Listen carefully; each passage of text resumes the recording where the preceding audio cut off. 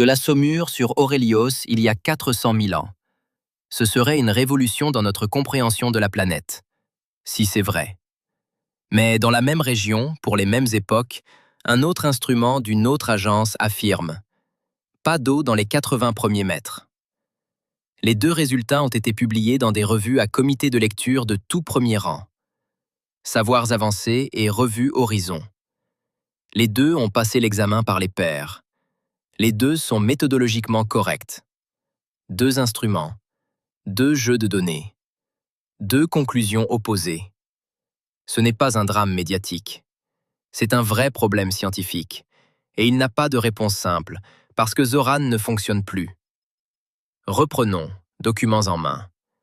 Le 15 mai 2021, le rover chinois Zoran s'est posé dans la plaine d'Aubeterre, Utopia Planitia. Coordonnées, 25,1 degrés de latitude nord, 109,9 degrés de longitude est. C'est l'un des plus grands bassins d'impact du système d'Aurel. Environ 3300 km de diamètre, plus de 3 milliards et demi d'années. La masse de Zoran est de 240 kg. Alimentation par panneau solaire. Vitesse maximale, 200 mètres par heure sur terrain plat. Sa charge scientifique comprend 6 instruments, dont une caméra multispectrale, un magnétomètre, une station météo et, le plus important pour notre sujet, le géoradar Fouisseur. Fouisseur fonctionne sur 2 fréquences. Un canal haute fréquence pour les 10 premiers mètres avec une résolution d'environ 30 cm et un canal basse fréquence pour des profondeurs allant jusqu'à 100 mètres avec une résolution d'environ 10 cm. C'est une position d'observation fondamentalement différente de celle d'un radar orbital. Zoran regarde de bas en haut à travers le sol, ou plus exactement, à travers le sol sous lui. L'orbiteur méridien, lui, regarde de haut en bas depuis une orbite d'environ 300 km d'altitude. Zoran a travaillé pendant 92 jours martiens et parcouru 1921 mètres. En mai 2022, il est entré en hibernation hivernale à cause des tempêtes de poussière et de la baisse d'ensoleillement. Il ne s'est jamais réveillé. En 2024, l'Agence spatiale d'Alérion a officiellement reconnu l'appareil comme perdu. Cause: la poussière a recouvert les panneaux solaires et l'énergie disponible n'a pas suffi pour un redémarrage. C'est un point essentiel. Zoran ne pourra pas répéter les mesures, préciser les données ni étendre sa route vers d'autres régions. Ces données, c'est tout ce qu'on a.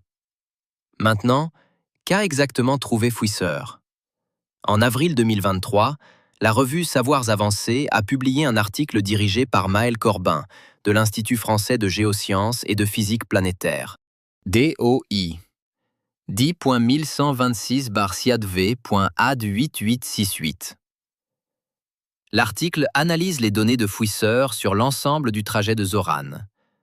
Résultat principal, dans la couche située entre 10 et 30 mètres sous la surface, des structures en coin ont été détectées, avec une impédance radar anormalement élevée. Autrement dit, avec des propriétés électriques différentes de celles d'un régolithe sec. L'interprétation des auteurs. Ces structures sont compatibles avec des coins cryogéniques, des fissures de gel remplies de saumure ou de glace. De telles structures se forment dans des conditions de gel et de dégel périodique de l'eau liquide. Sur Goli, elles sont typiques des régions soumises à un pergélisol saisonnier. L'âge estimé d'après les modèles géologiques, entre 400 000 et 1,5 million d'années. Les auteurs restent prudents. Ils écrivent « compatible avec », pas « prouve ». Ils énumèrent des interprétations alternatives. Dépôts salins secs à forte impédance, roches intrusives de composition différente, artefacts dus à la diffusion multiple du signal radar. Mais les médias ont titré « Zoran a trouvé de l'eau liquide sur Aurelios ». C'est inexact. Zoran a trouvé une anomalie qui pourrait être de la saumure. Les auteurs eux-mêmes tracent cette limite dans le texte. Passons maintenant à l'orbiteur méridien et à Claironde. L'orbiteur méridien opère depuis 2006. Claironde est un radar à 20 MHz, avec une résolution en profondeur d'environ 15 mètres. Il sonde le sous-sol martien depuis l'orbite au fil de centaines de milliers de survols. En 2022, Revue Horizon a publié un article de Gaspard Delorme et de ses co-auteurs de l'Agence spatiale américaine. DOI 10.1038 S 41 586 022 05 147 5. Résultat, dans la région de la plaine d'Aubeterre, dans les 80 premiers mètres, Claironde n'a détecté aucun échoradar caractéristique de glace d'eau ou de saumure. Le sol se comporte comme un régolithe sec ou des basaltes légers. C'est là que les choses cessent de coller. Une région, deux radars, deux résultats opposés. Comment est-ce possible? Ici, il faut examiner la différence technique entre les instruments. Claironde observe depuis l'orbite. Son faisceau couvre au sol une tache d'environ 3 à 6 km de diamètre. C'est une couverture surfacique, une moyenne sur une grande zone. Si la saumure se trouve dans d'étroites structures en coin de quelques mètres de large, Claironde peut ne pas les résoudre. La moyenne spatiale sera dominée par le régolithe sec. Fouisseur, lui, travaille directement à la surface. Sa résolution horizontale est de quelques mètres. Il voit des structures locales qui se perdent dans la moyenne orbitale. Ce n'est pas forcément une contradiction dans les données. C'est peut-être une différence d'échelle d'observation. L'analogie est simple. Vue d'un satellite, une forêt paraît uniformément verte. À pied dans la forêt, on distingue des clairières, des marécages, des arbres isolés. Les deux observations sont vraies. Elles décrivent seulement des échelles différentes. Mais cela ne veut pas dire que les données s'accordent automatiquement. Il existe aussi une contradiction réelle. En théorie, Claironde devrait voir de grandes accumulations de glace ou de saumure, même avec sa résolution limitée, si elles sont assez abondantes. Si les structures en coin occupent une fraction importante du volume de la couche entre 10 et 30 mètres, Claironde aurait dû enregistrer au moins un signal. Gaspard Delorme et ses co-auteurs l'écrivent explicitement. Rien n'indique des volumes significatifs d'eau ou de glace. Maël Corbin, dans les échanges de réponses évoqués dans les commentaires de la publication, précise que le signal anormal de Fouisseur n'occupe qu'une faible part du volume total. L'essentiel de la couche reste constitué du même régolithe sec. Claironde pourrait tout simplement ne pas voir ces petits coins sur fond de matériaux secs dominants. C'est un contre-argument techniquement fondé. Mais il exige une vérification, et personne ne peut la mener, parce que Zoran est perdu. Stop. Il y a ici une autre couche importante. Le modèle géologique standard d'Aurelios divise son histoire en 3 ères. La noélienne, depuis la formation jusqu'à il y a environ 3,8 milliards d'années, chaude, humide, avec du volcanisme et de possibles océans. La hespérane, de 3,8 à environ 3 milliards d'années, transition vers un monde sec et froid. La masérienne, de 3 milliards d'années à aujourd'hui, un Aurelios froid, sec, géologiquement presque inactif. Selon le modèle standard, l'ère amazérienne est une lente agonie. Pas d'eau liquide, pas de processus géologique significatif. L'atmosphère est ténue, environ 1% de celle de la Gaullie. La température moyenne annuelle tourne autour de moins 60 degrés. L'eau liquide à la surface ou juste en dessous est physiquement impossible dans de telles conditions de pression et de température. Il y a 400 000 ans, c'est l'ère amazérienne. À l'échelle géologique, c'était hier. Si Maël Corbin a raison, alors de l'eau liquide a existé sur Aurelios, sous forme de saumure, dans des conditions qui contredisent le modèle standard. Ce n'est pas une petite correction. C'est une révision de notre représentation de l'Aurelios contemporain. Mais ici, le mot crucial, c'est « si ». Examinons les explications alternatives de l'anomalie de Fouisseur. Première possibilité, des dépôts salins sans eau. Les chlorures, perchlorates et sulfates sur Aurelios sont bien documentés. Aubin, Bélance, Curienne en ont tous trouvé. Ces sels présentent une forte impédance diélectrique, la même propriété que la saumure. Fouisseur a pu détecter une couche salée sans eau.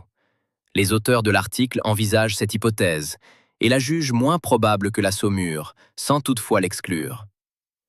Deuxième possibilité, des intrusions basaltiques. Des roches dotées d'une certaine composition minérale produisent une forte impédance. S'il existe sous la surface une couche de basalte d'une composition différente, elle créera un tableau semblable. C'est géologiquement plausible pour une région marquée par une ancienne histoire volcanique. Troisième possibilité, la diffusion multiple du signal radar. Un artefact technique. Le signal peut se réfléchir plusieurs fois sur les couches et créer de fausses anomalies à certaines profondeurs. Les auteurs ont appliqué une correction, mais la possibilité d'un artefact n'est pas entièrement exclue. Ces trois alternatives sont techniquement réalistes. Aucune n'est confirmée. Aucune n'est réfutée. Zoran est perdu. On ne peut pas vérifier. À présent, clair sismique et un Aurelios géologiquement actif. Le 5 mars 2022, le sismographe de clair sismique a enregistré un séisme martien de magnitude 5, le plus puissant de toute la période d'observation. Au total, durant le fonctionnement de clair sismique, jusqu'en décembre 2022, lorsque l'instrument s'est lui aussi arrêté à cause de la poussière sur les panneaux solaires, plus de 1300 événements sismiques ont été enregistrés. C'est important pour notre sujet. Une sismicité active signifie qu'Aurelios n'est pas géologiquement mort. Il se refroidit lentement. S'il subsiste un échauffement interne résiduel, cela change le tableau des processus possibles dans le sous-sol. De la saumure en profondeur sous la surface. Ce n'est pas exclu dans des conditions de chaleur résiduelles. Les données de clair sismique ne confirment pas la présence de saumure à Aubeterre. Clair sismique se trouvait ailleurs, à Élisande. Mais elle confirme qu'Aurelios n'est pas ce bloc mort que décrivait le premier modèle amazérien. Cela crée un contexte dans lequel les données de Zoran deviennent plus plausibles, non pas probantes, mais moins exotiques. Qui a pris la décision concernant la conception de Perséline? C'est une question importante qui dépasse le cadre du débat technique. Le rover Perséline, lancé en juillet 2020, n'emporte pas de géoradar dans la gamme de fouisseurs. Il possède bien Sondelam, un radar de l'agence norvégienne ayant une fonction analogue. Sondelam travaille à des fréquences de 150 à 1200 MHz avec une profondeur de sondage allant jusqu'à 10 mètres et une résolution de quelques centimètres. 10 mètres. Fouisseur voit jusqu'à 100 mètres. L'anomalie de Zoran se situe à une profondeur de 10 à 30 mètres. Sondelam peut théoriquement atteindre la limite supérieure, mais avec une résolution limitée à cette profondeur. Perséline opère dans le cratère de Valbrume, une autre région, une autre géologie, d'autres priorités scientifiques. Sa mission est la recherche de biosignatures dans d'anciens dépôts lacustres, ainsi que la collecte d'échantillons en vue de leur futur retour sur Goli. La décision sur les instruments à inclure à bord de Perséline a été prise au cours du concours de proposition de l'agence orbitale de Novali, approximativement entre 2014 et 2016. Sondelam a remporté la sélection comme instrument de tomographie radar peu profonde. Personne ne savait alors qu'en 2023, Zoran trouverait quelque chose d'intéressant à 30 mètres de profondeur. Ce n'est pas la faute des planificateurs. Mais aujourd'hui, alors que les données de Zoran sont publiées et que la question reste ouverte, nous n'avons sur Aurelios aucun instrument capable de la trancher. Sondelam ne sonde pas assez profond. Claironde, depuis l'orbite, n'est pas assez précis pour des structures locales. Le prochain grand rover de l'agence orbitale de Novali, Retour d'Astre, dont la mission est de ramener les échantillons de Perséline, n'emporte pas de géoradar. Le programme européen Astromars avec Roselyne Frémont a été retardé et réorienté après la rupture avec la Rousselie en 2022. La question précise apparue après la publication de Zoran en 2023. Y a-t-il de la saumure à 30 mètres de profondeur à Aubeterre? N'aura personne pour l'étudier au cours de la prochaine décennie. C'est un choix de priorité. Pas une intention malveillante, mais un choix. Des noms, des dates, des documents. Le 15 mai 2021, atterrissage de Zoran.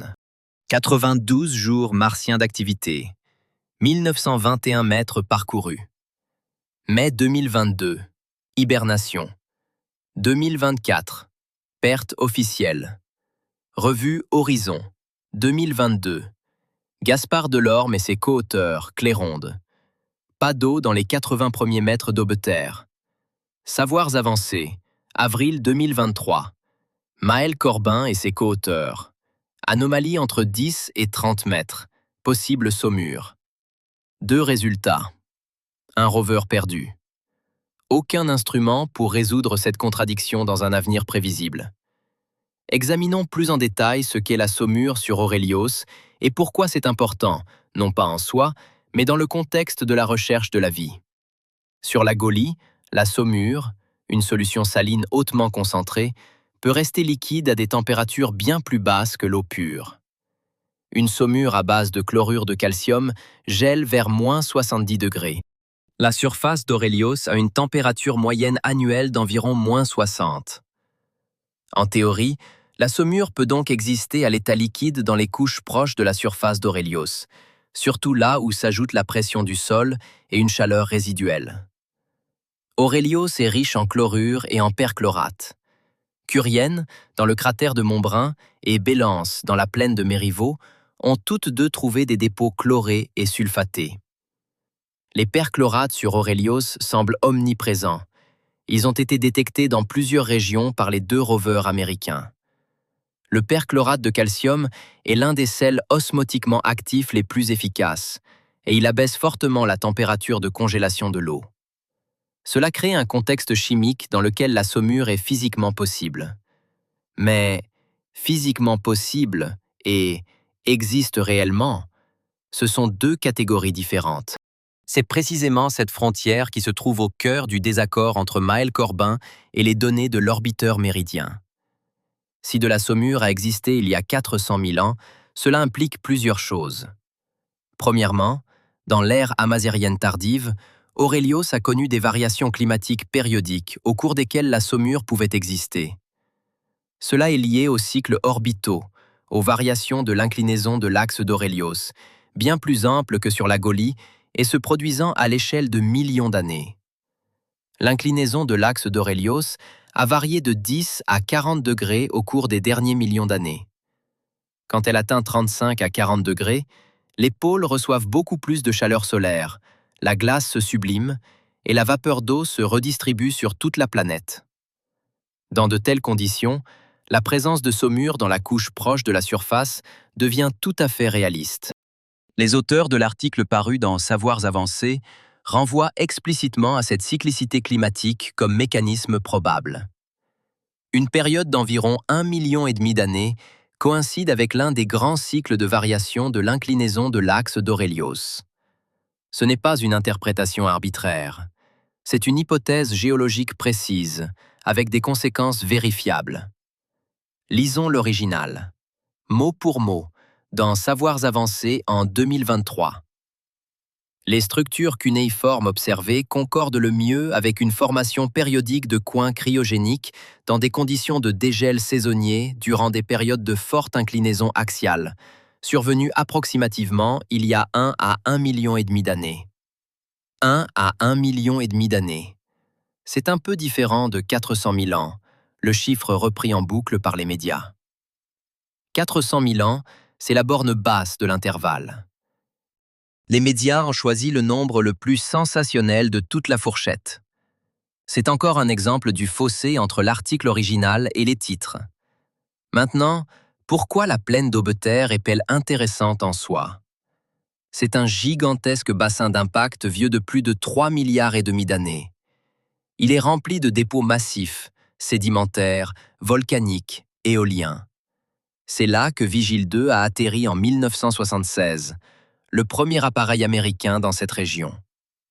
Vigile 2 y a trouvé du régolithe, des pierres, des traces d'une couche gelée. Mais Viking ne disposait pas de radar. Il voyait la surface, pas le sous-sol. Zoran est le premier instrument à avoir observé le sous-sol d'Aubeterre avec une résolution suffisante. En soi, c'est déjà unique. Et c'est précisément pour cela que les données de fouisseurs sont si importantes, non pas parce qu'elles sont forcément justes, mais parce qu'elles sont les seules de ce type. Cléronde, à bord de l'orbiteur méridien, survole Aubeterre depuis presque 20 ans. Mais Cléronde a été conçu pour rechercher de grandes accumulations de glace, comme les calottes polaires. Sa résolution et sa méthodologie ne sont pas optimales pour détecter de petites structures cunéiformes dispersées. C'est comme comparer une radiographie thoracique à une IRM des tissus mous.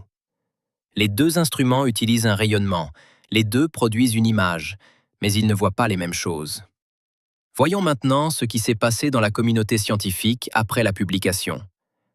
Dès la parution de l'article dans Savoirs avancés en avril 2023, plusieurs chercheurs occidentaux ont commenté publiquement le résultat. Étienne Vauclair, de l'Université de Brévannes, spécialiste de la minéralogie d'Aurelios, « C'est un résultat intéressant, mais j'ai besoin de davantage de données avant d'être prêt à accepter l'interprétation en termes de saumure. » Loïc Marceau, de l'Université d'Arvigne. Fouisseur a une résolution horizontale plus élevée que Claironde. Donc, il peut en principe voir ce que Claironde a manqué. C'est normal en science. Du scepticisme, une exigence de données et la reconnaissance d'une possibilité. Ce qui est intéressant, c'est que personne parmi les scientifiques occidentaux n'a dit « les Chinois se sont trompés » ou « c'est faux ». La discussion se mène en termes de vérification supplémentaire nécessaire, explication alternative possible, résultat intéressant.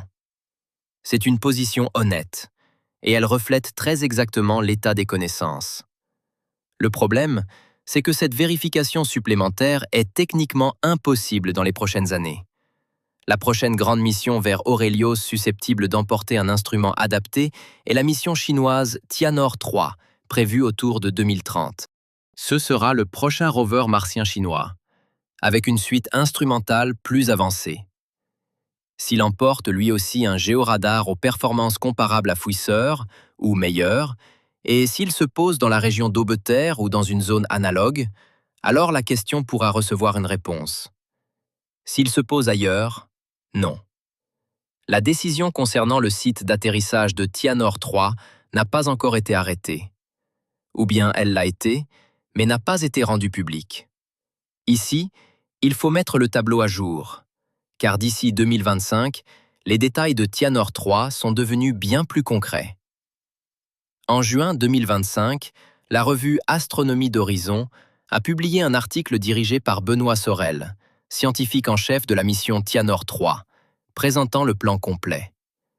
Et les détails sont essentiels. Lancement, vers 2028. Retour des échantillons, aux alentours de 2031. 2 lancements sur des fusées Longue Marche 5.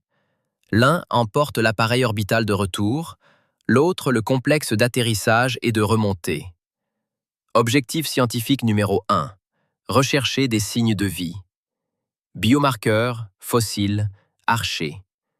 3 régions candidates pour l'atterrissage. La plaine d'Amazel, la plaine d'Aubeterre, là où Zoran s'est posé, et la plaine de Chrysalie. D'ici la fin de 2026, 3 options finales seront retenues parmi 19 candidates. La liste initiale comptait plus de 80 sites. C'est un point fondamental pour notre sujet. La plaine d'Aubeterre est l'un des 3 finalistes. Si Tianor-3 s'y pose, il poursuivra le travail là où Zoran s'est arrêté. Parlons maintenant des instruments de Tianor-3. À bord, il y aura un géoradar à pénétration de sol. Caractéristiques techniques, profondeur de sondage à partir de 2 mètres et au-delà. C'est moins profond que le fouisseur de Zoran. Mais ici, l'objectif est de fournir le contexte de l'atterrissage et d'aider au choix des sites de forage. La principale nouveauté, une sonde de forage capable d'atteindre 2 mètres de profondeur, une première dans l'histoire des missions martiennes. À cela s'ajoute un drone pour collecter des échantillons dans un rayon de plusieurs centaines de mètres, ainsi qu'un spectromètre Raman pour analyser sur place la minéralogie. L'objectif est de rapporter sur Goli 500 grammes de matériaux martiens. Des échantillons de surface, des prélèvements issus de forages de 2 mètres et des matériaux collectés par le drone. Le 11 mars 2025, l'Agence spatiale d'Alérion a officiellement ouvert la mission à la coopération internationale. Des équipes étrangères peuvent proposer des instruments scientifiques en vue de leur intégration. C'est une dynamique différente de celle des précédentes missions chinoises. Zoran était un programme national fermé. Tianor-3 est partiellement ouvert.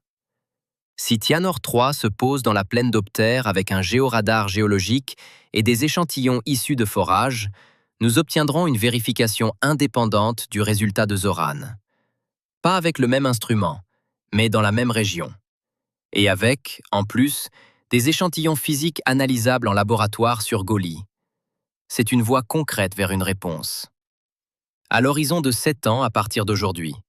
C'est une décision de priorité qui déterminera le résultat scientifique. Et elle se prend sans participation de la communauté scientifique mondiale, dans la mesure où cette communauté participe au choix des sites d'atterrissage pour les missions américaines. Il y a ici un autre aspect important pour comprendre la situation. Zoran est le premier rover martien chinois. C'est, au-delà de la science, une mission politique majeure. Pour l'agence spatiale d'Alérian, réussir l'atterrissage et les opérations sur Aurelios constituaient déjà un objectif en soi, une démonstration de maturité technologique. Dans ce contexte, interpréter les données comme allant dans le sens d'une saumure renforce la portée scientifique de la mission. Cela ne signifie pas nécessairement que l'interprétation est fausse, mais cela crée une incitation à une lecture plus optimiste des données que ne le ferait un observateur neutre. La même logique vaut pour l'agence américaine.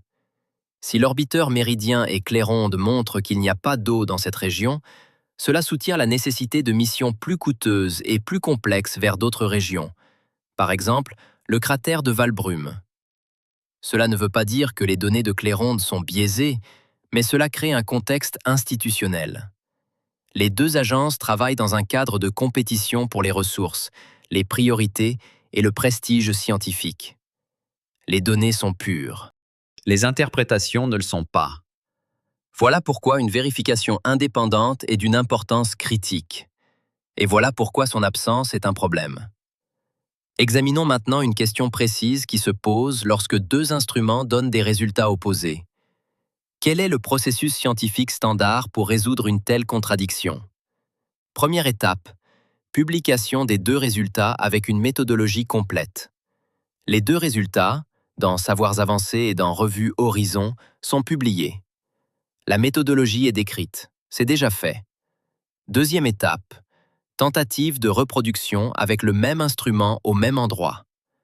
Le fouisseur de Zoran ne fonctionne plus. Cette étape est impossible.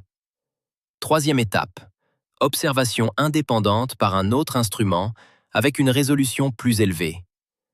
Nous ne disposons pas d'un tel instrument sur Aurelios, dans Obeter. Quatrième étape, modélisation en laboratoire. Ici, il y a des progrès. En 2024, plusieurs laboratoires ont commencé à reproduire les conditions de la couche proche de la surface martienne. Pression, température, composition du sol, et à mesurer les propriétés diélectriques des solutions salines dans ces conditions.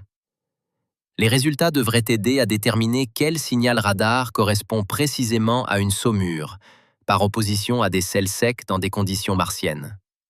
C'est un travail lent. Ce ne sont pas des données de terrain. Cinquième étape, réinterprétation des données de l'orbiteur méridien à la lumière des nouveaux résultats de laboratoire. Si les données expérimentales montrent qu'une saumure, dans des conditions martiennes, a une réponse radar différente de celle observée dans des conditions terrestres, alors les modèles de Claironde devront peut-être être révisés. C'est possible. Sixième étape, une nouvelle mission avec l'instrument adapté au bon endroit. C'est la seule voie vers une réponse définitive. Les 6 étapes avancent en parallèle. La première est achevée. La deuxième est impossible. La troisième est hors de portée. La quatrième est en cours. La cinquième dépend de la quatrième. La sixième appartient à un futur incertain. C'est la dynamique normale d'un problème scientifique non résolu. Ni complot, ni erreur, ni sensationnalisme. Simplement une science qui avance plus lentement qu'on ne le voudrait. Mais il y a ici un complément important, apparu après la première publication de Maël Corbin.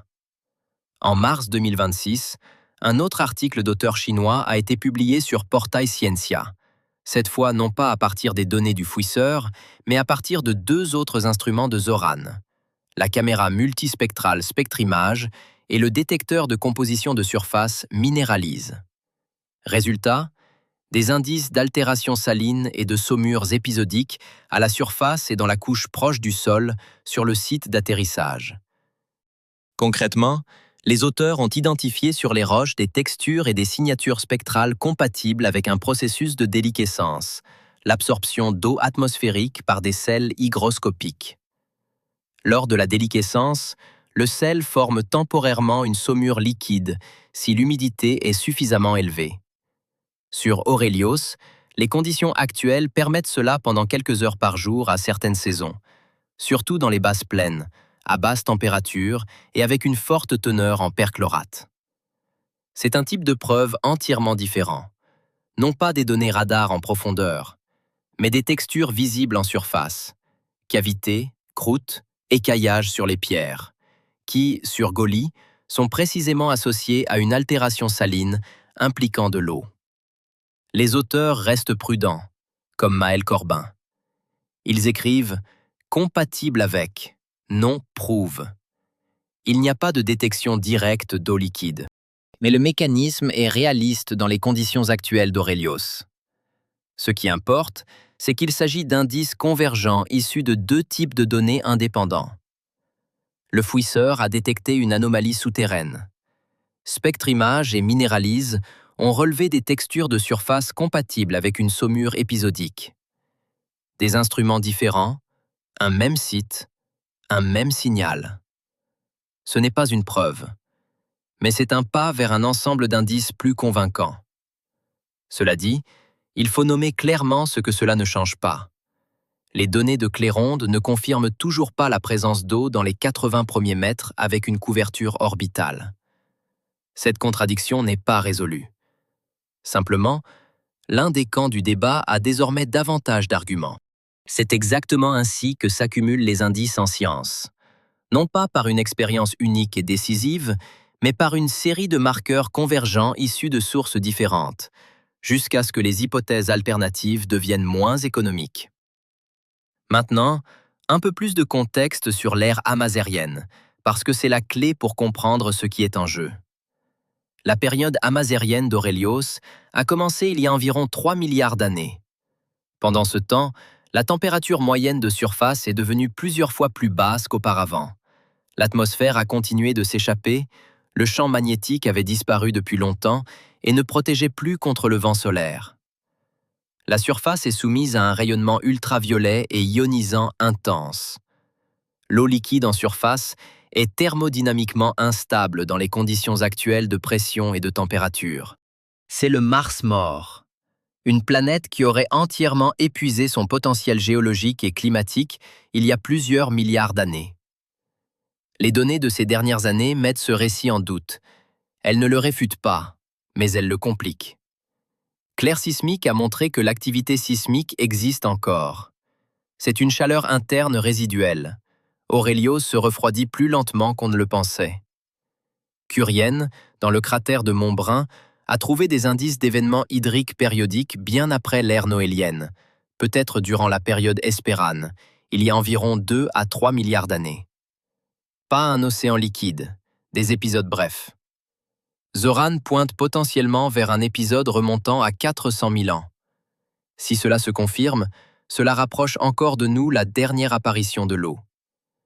La tendance est claire. À chaque décennie, les données rapprochent le point de la dernière eau de notre époque. Cela ne signifie pas qu'Aurelios est humide aujourd'hui. Mais cela signifie que l'ère amazérienne n'était peut-être pas aussi morte qu'on le croyait. Arrêtons-nous un instant sur le mécanisme des cycles orbitaux d'Aurelios, car il est central pour comprendre pourquoi la saumure apparaîtrait précisément il y a 400 000 ans, et non pas maintenant. L'axe de rotation d'Aurelios subit des variations d'inclinaison bien plus larges que celui de Goli. Goli oscille dans une plage d'environ 2,5 degrés autour de 23,5. La Lune stabilise son axe. Aurelios, lui, n'a pas de grand satellite stabilisateur. Son inclinaison est passée d'environ 15 à plus de 40 degrés au cours des dernières dizaines de millions d'années. Lorsque l'inclinaison est forte, 35 à 40 degrés, les calottes polaires sont davantage éclairées. La glace d'eau se sublime. La vapeur d'eau se redistribue vers les moyennes latitudes. Dans ces conditions, la pression de vapeur d'eau près de la surface est plus élevée. Les conditions de déliquescence, la transformation de sels hygroscopiques en saumure liquide, deviennent nettement plus favorables. Les auteurs de l'article de Savoirs avancés désignent une période remontant à environ 1,5 million d'années comme le moment le plus probable où l'inclinaison d'Aurelios était suffisamment forte pour former des coins cryogéniques à Aube-Terre. 400 000 ans n'est que la borne basse de l'estimation. Les médias, eux, ont retenu précisément celle-là. C'est une correction importante. Les auteurs n'ont pas dit 400 000 ans. Ils ont dit entre 400 000 et 1,5 million d'années. Dans les titres, il n'est resté qu'une moitié de la plage. Quant à l'inclinaison actuelle, Aurelios se trouve aujourd'hui dans une phase d'inclinaison relativement faible, autour de 25 degrés. Les conditions ne sont pas optimales pour la déliquescence aux moyennes latitudes. Mais le nouvel article de mars 2026 dit que certains épisodes se produisent tout de même, quelques heures par jour, dans des conditions particulières. C'est beaucoup moins marqué que durant les périodes de forte inclinaison, mais l'effet n'est pas nul. Examinons maintenant le statut d'Astromars, car le texte mentionne un retard après la rupture avec la Rousselie, sans détail, alors que les détails sont essentiels. La mission européenne Astromars comprenait l'orbiteur Trace Gas Orbiter. En service depuis 2016, il mesure la composition de l'atmosphère, notamment le méthane, et le rover Roselyne Frémont, équipé d'un système de forage jusqu'à 2 mètres de profondeur. Le rover devait être lancé en 2022 sur une fusée russe Proton.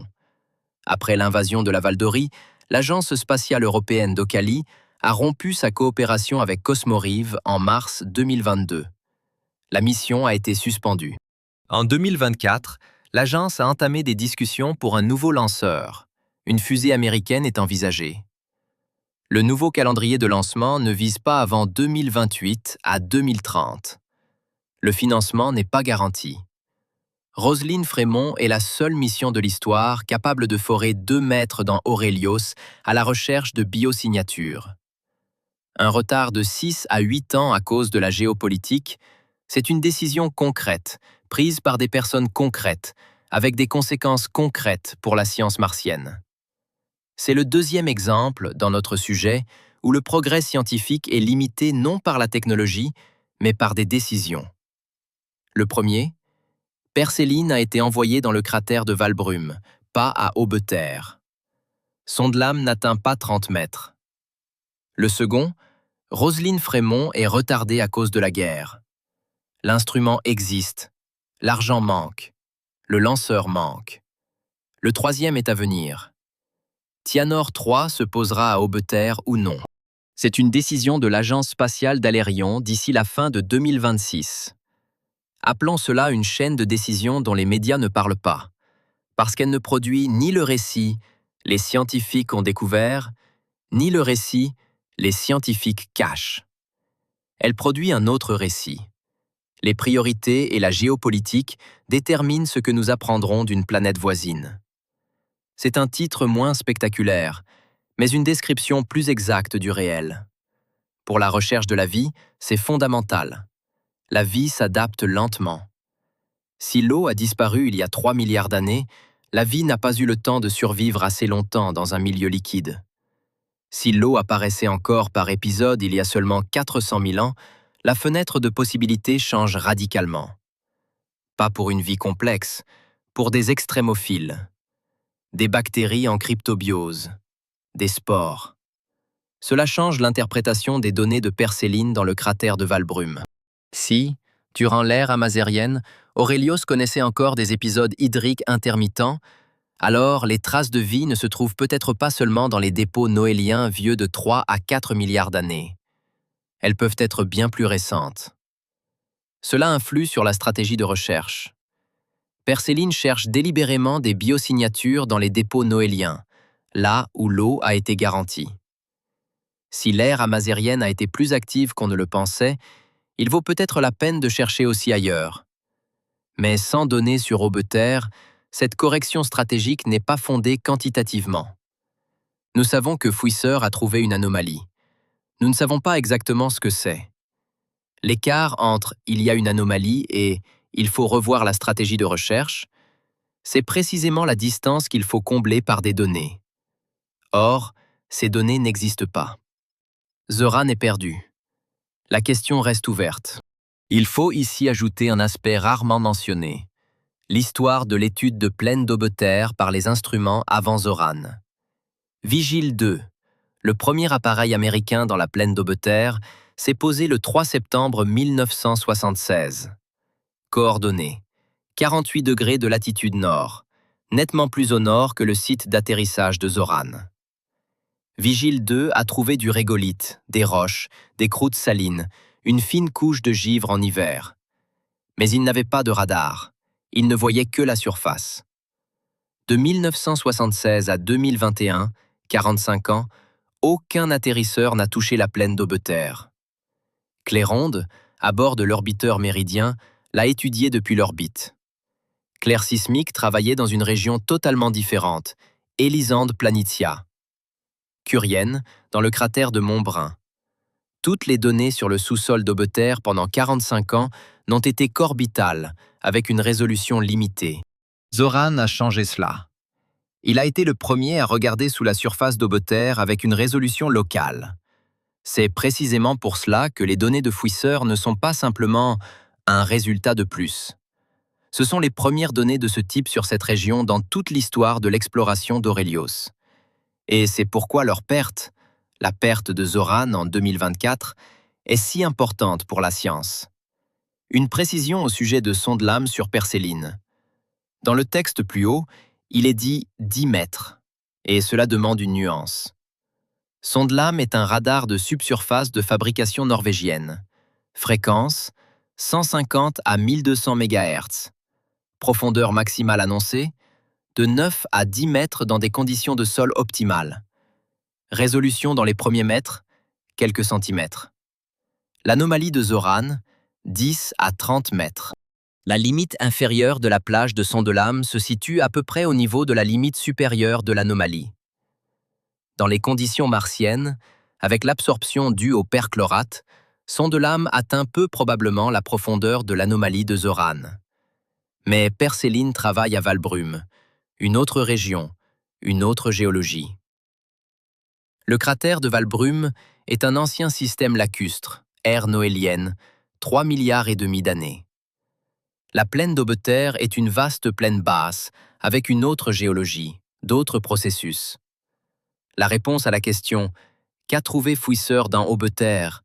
ne peut être donnée que par un instrument situé dans Aubeterre. C'est précisément ce vide que Tianor 3 pourrait potentiellement combler, s'il décide d'atterrir justement là. Considérons encore un élément qui n'apparaît pas dans les récits médiatiques.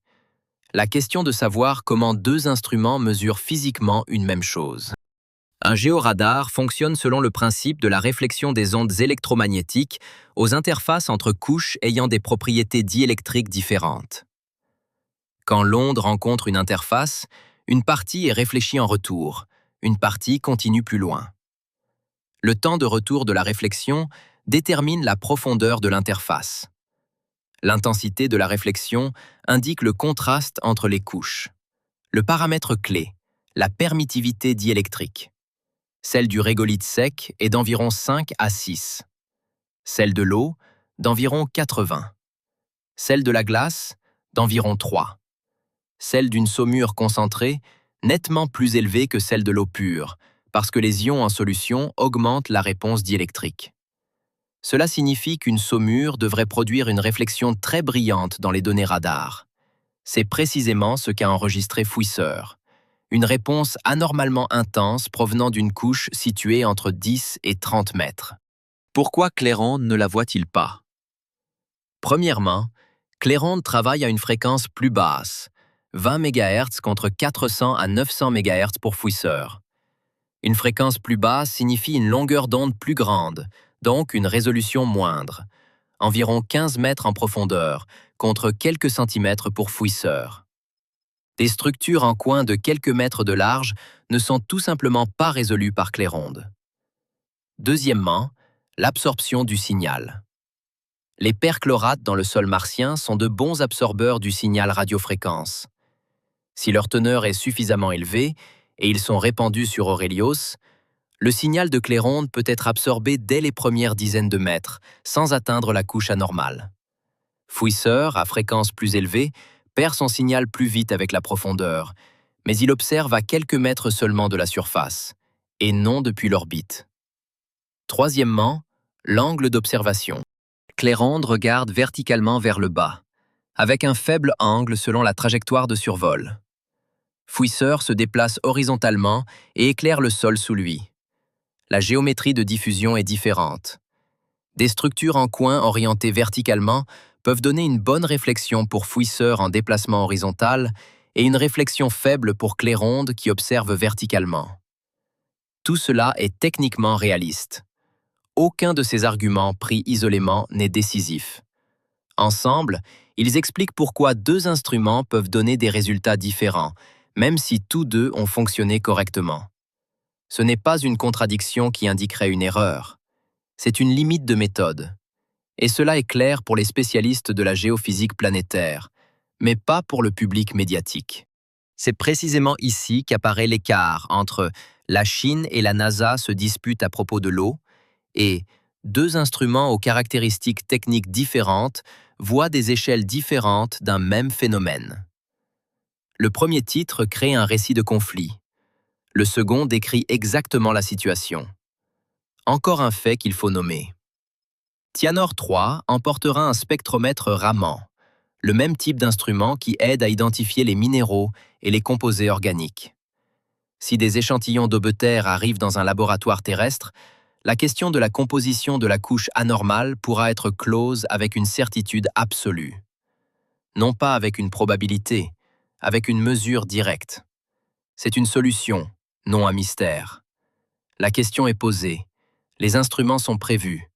L'échéance, aux alentours de 2031.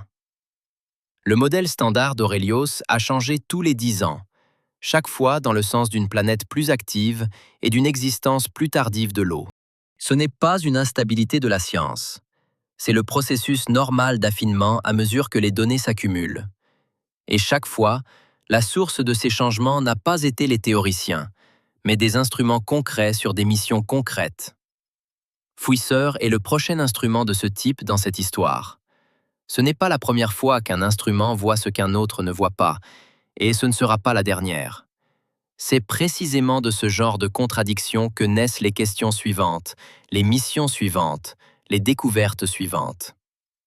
Les 6 étapes vers la résolution de la contradiction, telles qu'elles sont décrites dans ce script, n'ont été accomplies qu'en partie. La première étape, les publications, est terminée. La quatrième, la modélisation en laboratoire, est en cours. La 6e, une nouvelle mission, est prévue pour 2028. C'est exactement cela qu'on appelle la science en temps réel. Voilà la véritable image de deux instruments aux données opposées. Pas un conflit entre agences. Pas une sensation sur de l'eau découverte. Mais un problème scientifique actif, non résolu, avec des personnes bien réelles, des dates précises et des étapes suivantes parfaitement concrètes. Pour répondre, il faut des données. Ces données viendront de Tianor 3, ou ne viendront pas s'ils se posent ailleurs.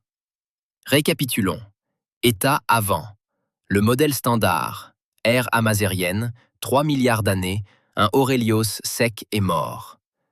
De l'eau liquide y était impossible il y a 400 000 ans dans ces conditions de pression et de température. Le catalyseur, les données de Fouisseur publiées en 2023. Des anomalies en forme de coin entre 10 et 30 mètres, compatibles avec de la saumure. Puis, mars 2026. Des textures de surface observées par spectrimage et minéralise, elles aussi compatibles avec une saumure épisodique. Deux types de données indépendants. Une même conclusion. Le processus de changement. Une controverse scientifique. Cléronde dit une chose, Fouisseur en dit une autre. Techniquement, les deux peuvent avoir raison à leur propre échelle d'observation. Les nouvelles données de 2026 apportent des arguments supplémentaires en faveur de la saumure. Il n'y a pas encore de réponse définitive. État après. Une incertitude accompagnée d'indices de plus en plus nombreux. Si Maël Corbin a raison, l'ère amazérienne doit être révisée. Si Claironde a raison à son échelle, alors Fouisseur a enregistré un phénomène local que la couverture orbitale laisse échapper. L'enjeu. Tianor 3 doit être lancé vers 2028. La plaine d'Aubeterre fait partie des derniers sites d'atterrissage candidats. Décision de l'Agence spatiale d'Alérion d'ici la fin de 2026. Si Tianor 3 se pose à Aubeterre avec une sonde de forage et des échantillons destinés au laboratoire, nous obtiendrons une réponse d'ici 2031. Ce sont des délais concrets, des noms concrets, une décision concrète qui sera prise dans les 2 prochaines années. Des noms, des dates, des documents. 1976. Vigile 2 dans la plaine d'Aubeterre. La surface, sans radar. 2006. L'orbiteur méridien en orbite. Claironde commence à fonctionner. 2022. Gaspard Delorme, revue Horizon. Pas d'eau dans les 80 premiers mètres. 15 mai 2021. Zoran atterrit. Avril 2023. Maël Corbin, savoirs avancés. Anomalie entre 10 et 30 mètres. 2024. Zoran est officiellement perdu. Mars 2026. Spectrimage et minéralise. Altération saline et saumure épisodique. Vers 2028, lancement de Tianor 3. La question reste ouverte. 2 instruments, 2 grandes agences. Des données opposées sur une même région. L'un des instruments se trompe, ou bien les deux ont raison à des échelles d'observation différentes. Perséline ne peut pas répondre. Astromars est reporté. Le prochain rover martien chinois est dans les plans, sans calendrier précis. Qui et quand déterminera ce que Zoran a exactement trouvé à 30 mètres? Et si c'était bien de la saumure il y a 400 000 ans, qu'est-ce que cela implique pour la recherche de la vie sur Aurelios si la planète est restée hospitalière bien plus tard qu'on ne le pensait? Pour l'instant, Zoran se tait. La question reste ouverte. Vidéo suivante. Percée Stellance. 100 millions de dollars pour des nanosondes vers Proxime de Cendre-Lune. Le projet a été gelé en silence. Pourquoi personne n'en parle?